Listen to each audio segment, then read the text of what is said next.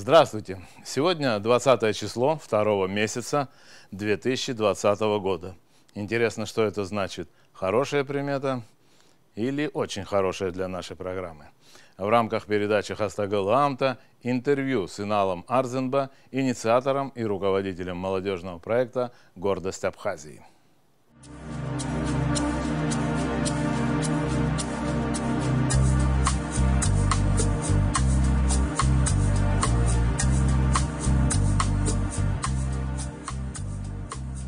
Сейчас мы на фоне театра находимся. Да.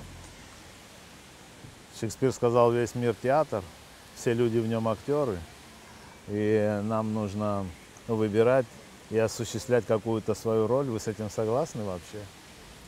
Но я все-таки надеюсь на то, что искренние люди тоже остались, и я всегда стараюсь общаться именно с такими людьми, хотя к политике часто встречаются люди, которые скорее играют какую-то роль, но при этом я стремлюсь к тому, чтобы вот рядом со мной были искренние люди. Надо сказать, что мы, случайно выбрали это место, просто хотим пройтись и поговорить обо всем об этом, да. Самая главная тема – это работа ваша с молодежью, ваш проект. Его иногда называют молодежный проект, несмотря на то, что он имеет свое название, да, «Гордость Абхазии». Вот. Но об этом проекте многое уже говорилось, но кое-что мне бы хотелось все-таки уточнить. Первое, это вообще какую основную задачу вы ставите вот в этом проекте перед собой и перед этими молодыми людьми? Вы знаете, основная задача – это создание социального лифта, это поддержка молодежи. Мы за 2 дня были в 8 наших городах. Я специально инициировал эти поездки, чтобы посмотреть на нашу молодежь. И самое главное впечатление, и самый главный результат этих поездок – это как раз люди, которых я увидел. Я увидел очень много талантливых, образованных людей, у которых нет денежных ресурсов или родственных связей для того, чтобы работать на общегосударственном уровне. И я вижу и свою задачу, и ребят из оргкомитета, с которыми мы познакомимся, в том, чтобы эти люди были выявлены и получили поддержку. Эффективность государственного аппарата будет возрастать за счет того, что такие люди будут работать. Какова вот цель? Конкретная цель, вот чего вы хотите добиться? Создать новую какую-то молодежную такую группу, элиту, не побоюсь этого слова, которая в дальнейшем уже будет такими профессиональными управленцами, которые смогут решить многие вот стоящие перед государством проблемы. Я думаю, что самая главная цель – повысить эффективность государственного аппарата. Нужно побольше давать дорогу молодым, и я думаю, что результат не заставит себя ждать. И мы видим, что конкурс «Лидеры России», к примеру, показал, что молодые люди или относительно молодые люди, они достаточно эффективно работают, и результаты их работы, они зачастую сопоставимы или даже превосходят в ряде случаев и по ряду направлений уже достаточно опытных людей. Ну вот и мотоциклисты подъехали. Что хочу сказать, вот здесь ребята, они собраны с разных районов. Может быть, мы как раз продвинемся к ним и по пути, конечно. Пока поговорим Да. по поводу вот тех задач, которые стоят перед этой группой. Эти ребята как раз с районов наших. Мы в ходе встреч посмотрели, и мы обнаружили, увидели наших талантливых людей, которые могут участвовать в конкурсе, с одной стороны, но и с другой стороны могут помочь в его организации. То есть, если человек занимается организацией конкурса, он, разумеется, не может участвовать в этом конкурсе. Поэтому есть молодые люди, которые будут участвовать, и есть люди, которые будут заниматься организационными делами. И я подчеркну, что главный результат наших поездок – это действительно молодые талантливые люди, которые, безусловно, могут успешно выполнять определенные функции на уровне государства. И я убежден в том, что они в рамках конкурса себя покажут, и я убежден в том, что будут реальные результаты, реальная полезность от их работы. Я вот на это очень рассчитываю, и это вот главная, пожалуй, такая задача этого конкурса. Конкурс действительно пройдет в 3 этапа, там будут различные испытания, и мы исходим из того, что самые талантливые, самые эффективные ребята как раз смогут победить, и им будет предложена работа на уровне государственном. В некотором смысле вами будет осуществляться лоббирование. так сказать, этой группы, да? Я думаю, что у нас нет закона о лоббизме в Абхазии, да и в России его нет. Но мы будем рекомендовать, и я предварительно проговаривал с теми людьми, которые сегодня принимают решения и завтра будут принимать решения. Я исхожу из того, что все поддерживают концепцию «Дорогу молодым», и я очень надеюсь на то, что ребята действительно будут активно задействованы в решении важных общегосударственных задач.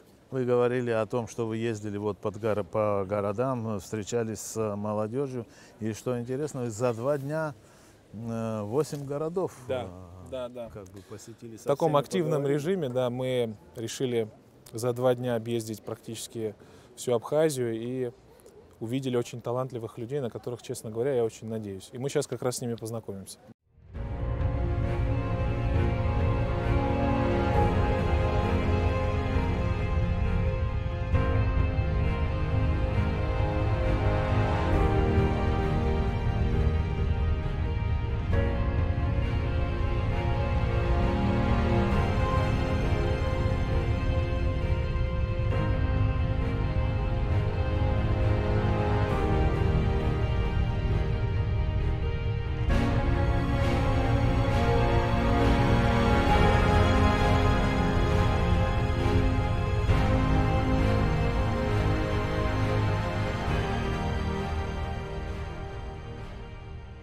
Я вижу не просто потенциал, я вижу у них способности, которые позволят решать им задачи на общегосударственном уровне уже сегодня. И именно поэтому мы пригласили их к работе совместной в рамках организационного комитета. Это тоже очень важно, мне кажется, общенациональный проект.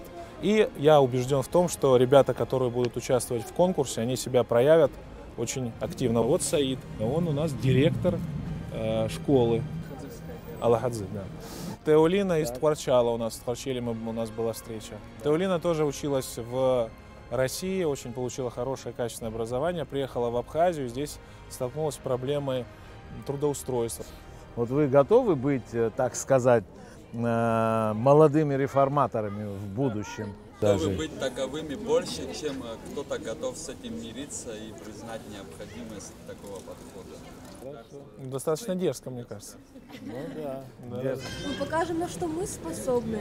И тогда, я думаю, старшее поколение проявит уважение к нам. Я хочу сообщить ребятам, что вот только что исполняющий обязанности президента подписал указ о конкурсе «Гордость Абхазии», чтобы он был у нас системным. Мы создаем все-таки систему, это не просто какая-то одноразовая инициатива. И мы исходим из того, что это будет социальный лифт, который будет постоянно работать и поднимать наверх достойных, эффективных людей. Поэтому я хочу выразить, честно говоря, благодарность Валерию Рамшуховичу. В вашей работе чем поможет этот указ? Указ поможет тем, что 2 базовые организации по проведению конкурса — это Абхазский государственный университет и Государственный комитет по делам молодежи. И это государственные структуры, поэтому эта работа была более системной, чтобы люди были достаточно мотивированы, чтобы эта работа была результативной. Спасибо всем за то, что вы собрались все вместе, и теперь мы можем, так сказать, воочию посмотреть на наше будущее.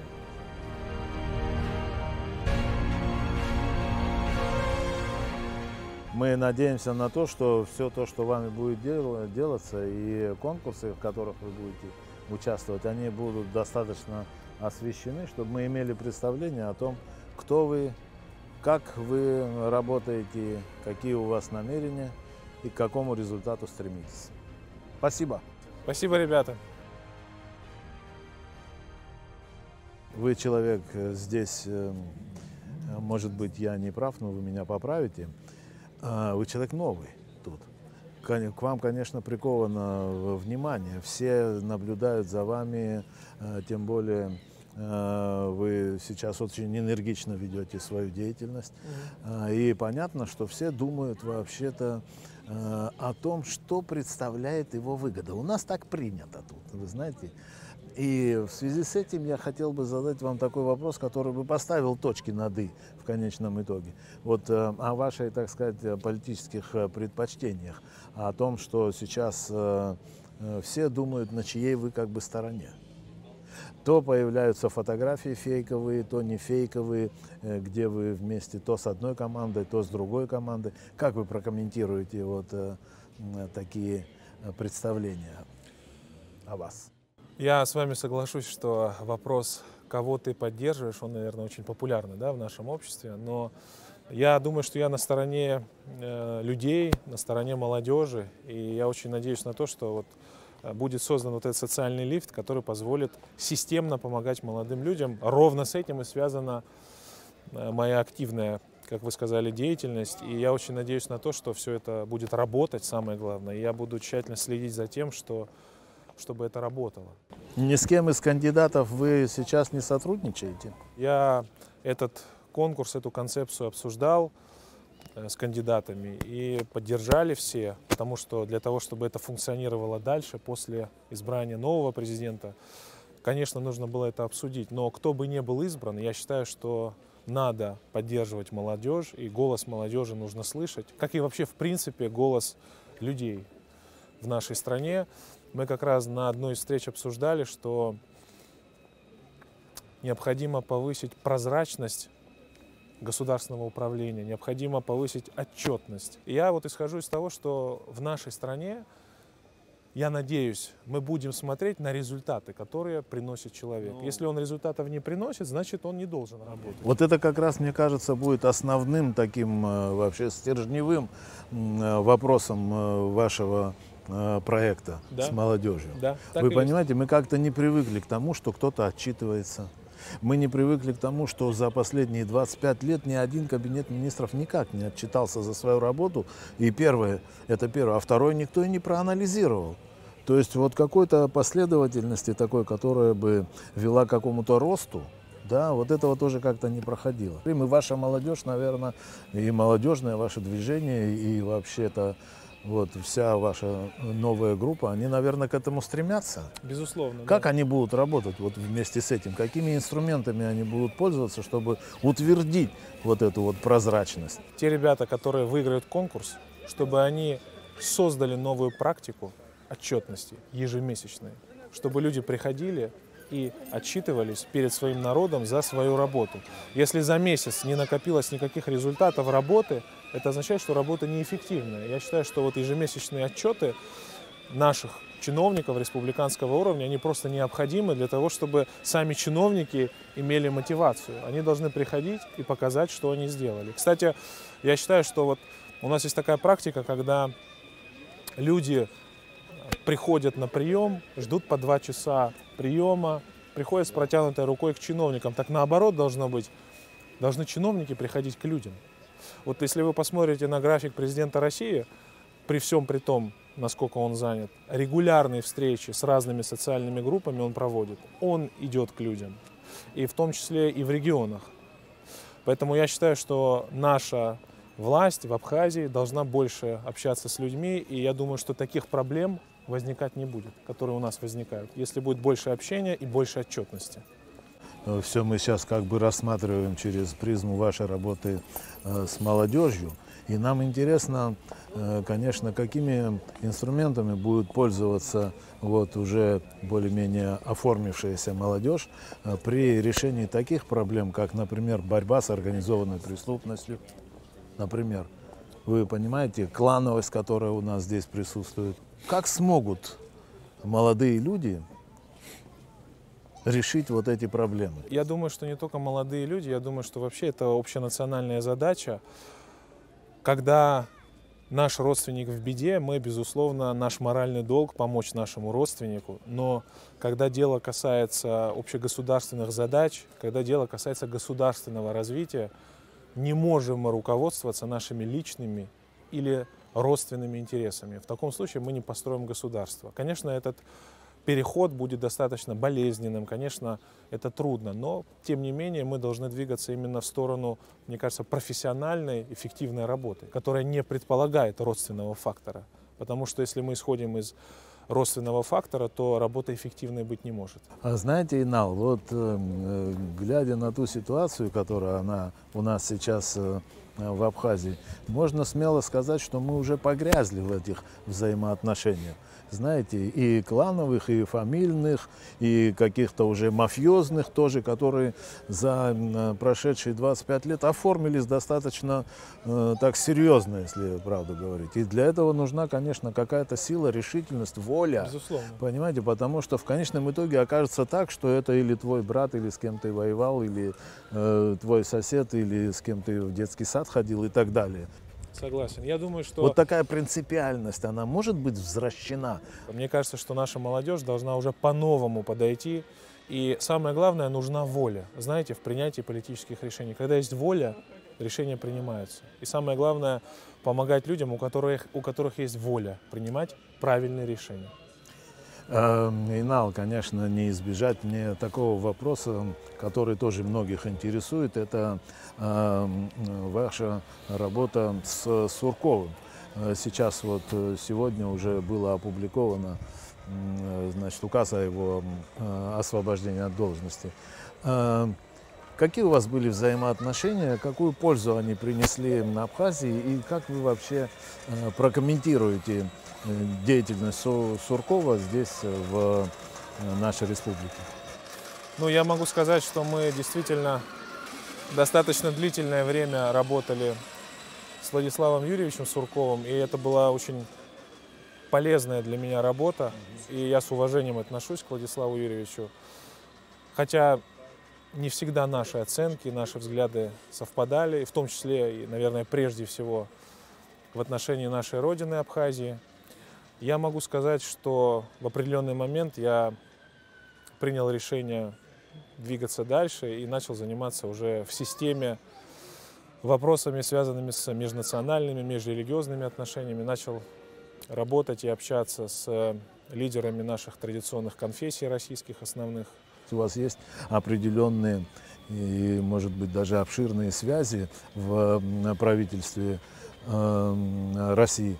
И многие думают, что странно было бы, если бы вы вот эти связи не использовали бы здесь, в Абхазии, не поддержав того или иного кандидата. Наша работа с нашей инициативной группой, молодежью, связана ровно с тем, что нам нужно помогать молодым людям. Им никто не помогает, их голос никто не слышит, а я хочу сделать так, чтобы их голос услышали. Я думаю, что ответил на ваш вопрос.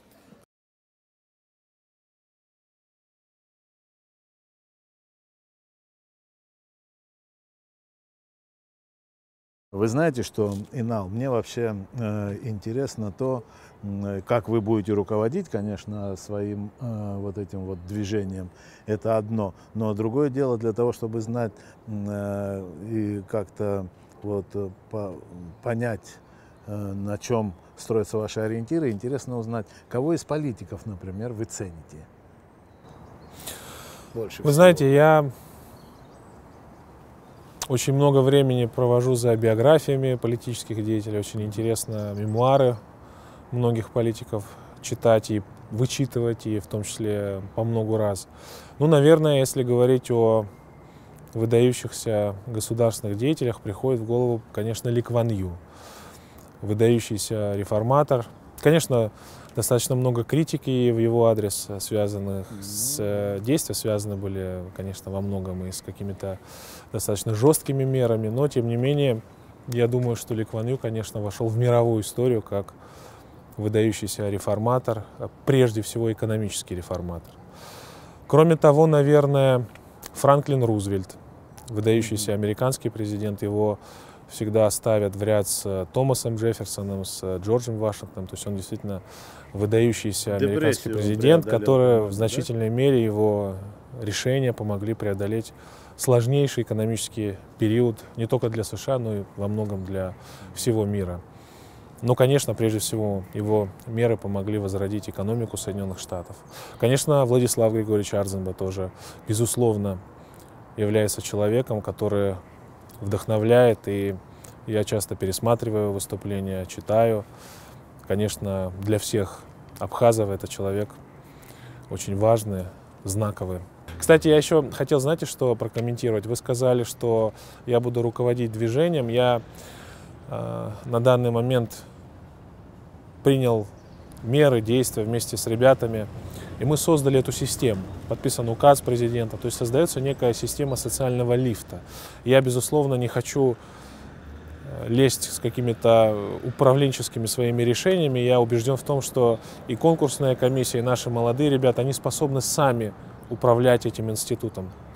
Поэтому я, наверное, буду ее координировать в целом, помогать, чем могу, а именно руководить. Я исхожу из того, что у нас очень много талантливых людей, очень много людей в конкурсной комиссии. Я буду всем, чем могу, помогать, но именно руководство, принятие решений, безусловно, будет за теми людьми, которых я попытался, и мне кажется, в целом это получилось, собрать вместе. Я думаю, что вы на все вопросы ответили, и огромное вам за это спасибо. Спасибо.